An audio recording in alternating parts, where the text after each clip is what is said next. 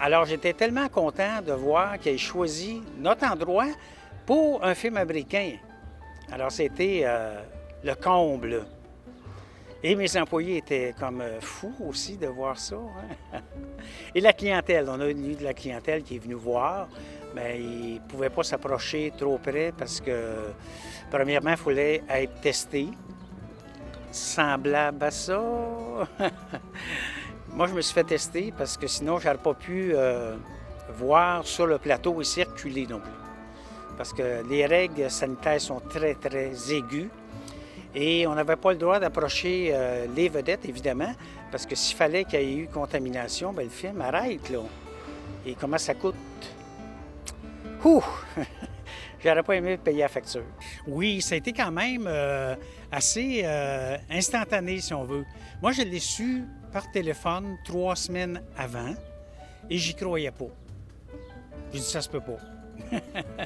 Et après ça, ils sont allés voir au marché pour le faire au marché centre, mais au niveau du trafic, c'était quasiment impossible.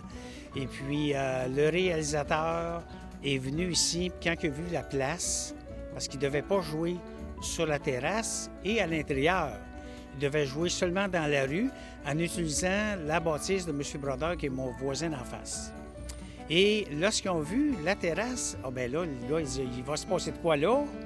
Ils rentrent en dedans, ah bien, c'était parfait comme endroit.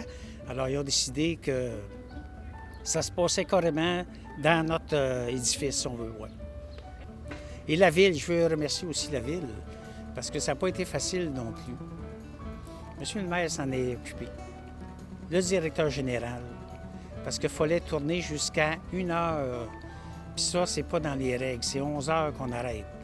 Mais il y a eu des consensus, il y a eu des votes d'échevin que M. le maire s'est occupé, même s'il était sur ses terres agricoles.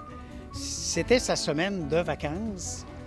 Avec le producteur, là, il y a eu un bon lien, puis on s'est amusé à faire ça.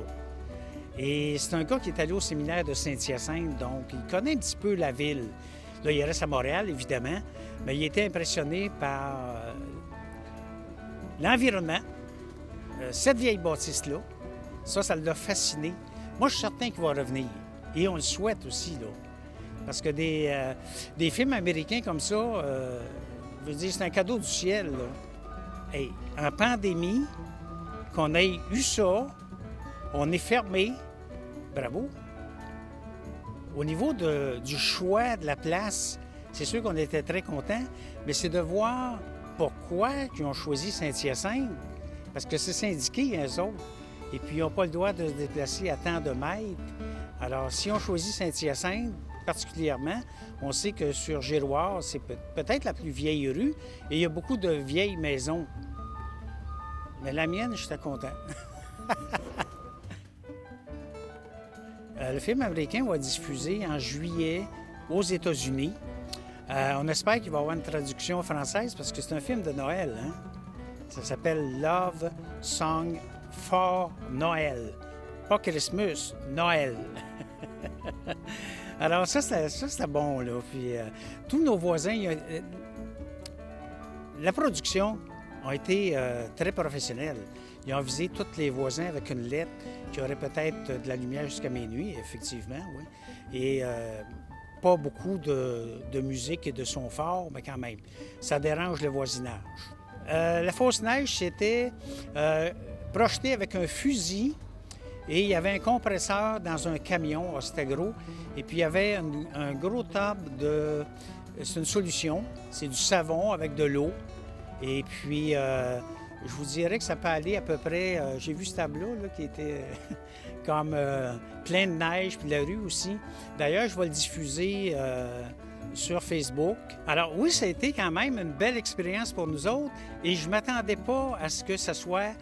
premièrement, une production semblable, parce que c'était un film américain. Et les Américains, ils ont le taux. Disons qu'au niveau des productions, tout l'équipement qu'ils ont eu, j'ai hâte au prochain tournage. Alors, en guise de conclusion, je veux dire merci. On a bien hâte que ça se reproduise encore. Et grand merci à la ville de Saint-Hyacinthe, sinon, oubliez ça, là, il n'y aurait pas eu de production. Là. C'est eux autres qui ont permis ça.